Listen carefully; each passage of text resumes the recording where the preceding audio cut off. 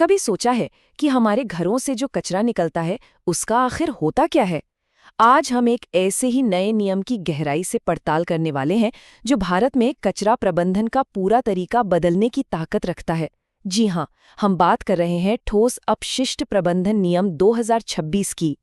जरा इस नंबर पर गौर कीजिए। 1.85 लाख टन। इसकी कल्पना करना भी थोड़ा मुश्किल है ना? ये वो वजन है जितना ठोस कचरा भारत में हर रोज पैदा होता है। यही वो आंकड़ा है जो हमें उस बहुत बड़ी चुनौती का एहसास कराता है जिसका सामना हम सब कर रहे हैं। और ये जो चार्ट है, ये काफी चिंताजनक तस्वीर दिखाता है।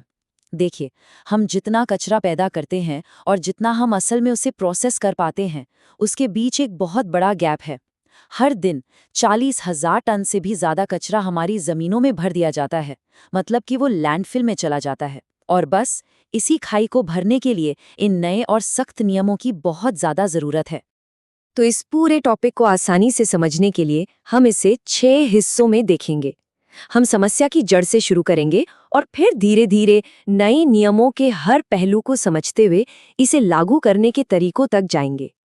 तो चलिए शुरू करते हैं। सबसे पहले तो ये समझना जरूरी है कि आखिर इन नए नियमों की जरूरत पड़ी ही क्यों, असल में प्रॉब्लम है क्या।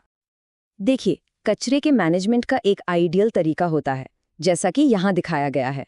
ये शुरू होता है कचरे के बनने से, फिर उसे सोर्स पर ही अलग अलग करना, उसे इकट्ठा करना, ट्रांसपोर्ट करना, प्रोसेस करना और आखिर में जो कुछ भी बच जाए उसे ठिकाने लगाना। इस पूरी चेन को समझना इसलिए ज़रूरी है क्योंकि नए नियम इसी पूरी प्रक्रिया को बेहतर और असरदार बनाने पर फोकस करते हैं।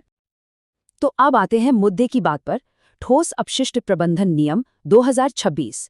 चलिए देखते हैं कि इनमें ऐसा क्या नया और खास है। देखिए, ये नियम कोई रातों रात नहीं बने हैं।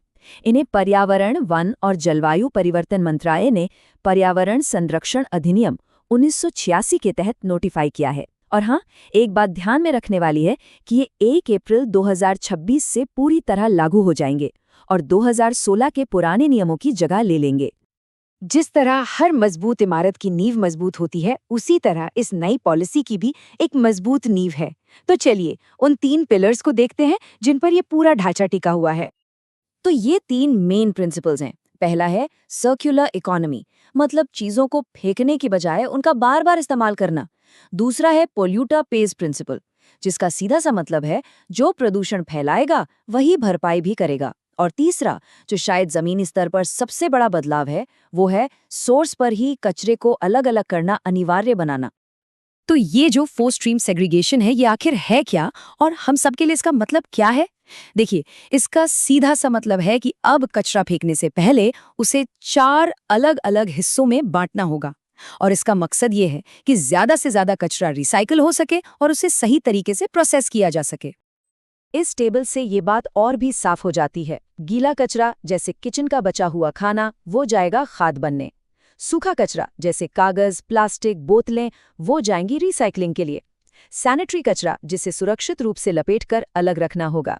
और आखिर में विशेष देखभाल वाला कचरा जैसे पुरानी बैटरी और ट्यूबलाइट्स, जिनके लिए एक अलग मैनेजमेंट सिस्टम होगा।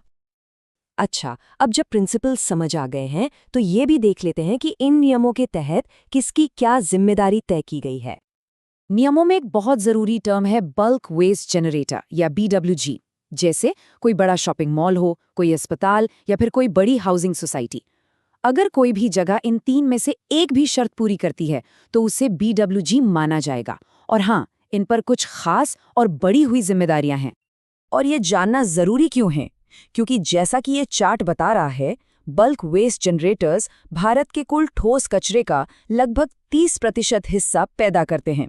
ये एक बहुत बड़ा हिस्सा है और यही वजह है कि पॉलिसी में इन पर इतना खास ध्यान दिया गया है।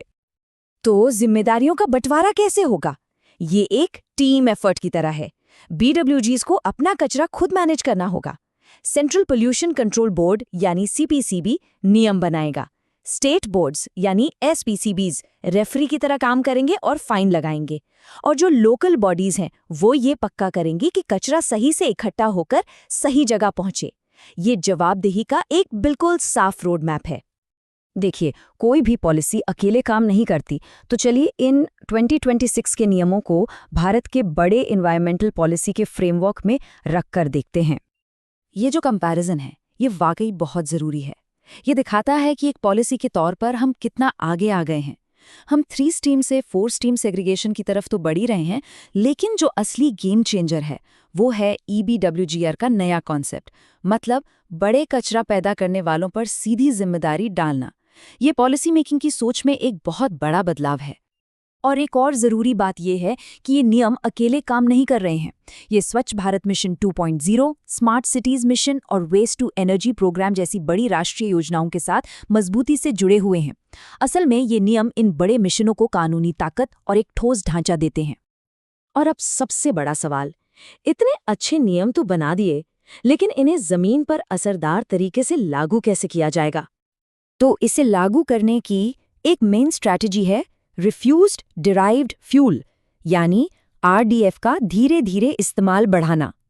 आसान भाषा में कहें तो ये कचरे को एक तरह के ईंधन में बदलना है। ये टाइमलाइन दिखाती है कि कैसे सीमेंट प्लांट्स जैसी इंडस्ट्रीज को धीरे धीरे अपने पारंपरिक ईंधन की जगह RDF का इस्तेमाल करना होगा। ये 6 सालों में 5% से शुरू होकर 15% तक जाएगा। इसके अलावा इसे लागू करने के लिए कई और तरीके भी अपनाए गए हैं। एक डिजिटल पोर्टल होगा जो हर चीज पर नजर रखेगा, जिससे पारदर्शिता बनी रहेगी। लैंडफिल का इस्तेमाल अब सिर्फ आखिरी ऑप्शन के तौर पर होगा। सभी फैसिलिटीज का ऑडिट करवाना जरूरी होगा और पहाड़ी इलाकों जैसे सेंसिटिव एरिया के लिए खास नियम और फीस भी होगी। ये सारे तरीके मिलके ये पक्का करेंगे कि नियमों का सख्ती से पालन हो। तो आखिर में हम किस नतीजे पर पहुंचते हैं? देखिए, SWM नियम 2026, इसमें कोई शक नहीं कि कागज पर एक बहुत मजबूत कानूनी ढांचा है, लेकिन असली परीक्षा तो हमेशा उसे लागू करने में होती है। और ये आखिरी सवाल हमें सोचने पर मजबूर करता है, क्या टेक्नोलॉजी और सबसे ज़रूरी हम सबकी भागीदारी उस खाई को भर पाएगी जो अक्सर एक अच्छी पॉलिसी और ज़मीनी हकीकत के बीच रह जाती है? इसी सवाल का जवाब आने वाले सालों में भारत का भविष्य तय करेगा।